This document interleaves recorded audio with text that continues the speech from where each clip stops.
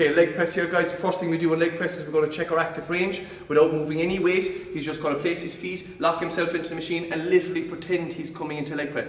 That's his active range. So if we watch that angle, that's where he needs to be in his active range. Anything beyond that is pushing his pelvis and he's going to feel it in his lower back. So we test that so we know when he's engaging and he's doing his full rep. That's where we're going to go to. Again, the main important points is the machine is not just for sitting in. You need to be stable and locked into the machine. So you're locked in, your pelvis is driven down into the machine. We're going for a narrower stance here. So his feet are about hip width apart, slight toe variation of about a 10-degree variation. And again, he's going to think about actively pulling the weight down and think of that active range. There's his active range. He's going to drive through his 3 points of contact on his foot. We do not want to go beyond his active range because his pelvis is going to come off. There was his active range and he drives through his foot. And again, if we want to vary that, so we might change the foot position to a high foot position, which is going to be more abductor and glute focused.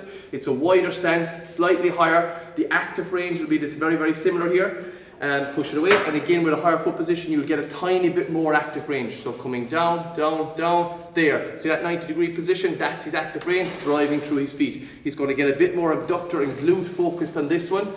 Control and drive. So what we don't want to see on this is that his pelvis is coming off at the very bottom. Think about it, whatever amount of kilos is on here is pushing you beyond your active range. You're going to have back issues, especially in a leg press.